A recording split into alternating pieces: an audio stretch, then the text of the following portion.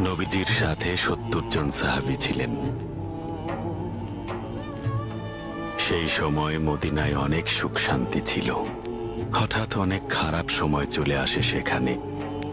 বেহেশতের মতো শহর দোজখ হয়ে গেল। সবখানে তখন আগুন আর আগুন।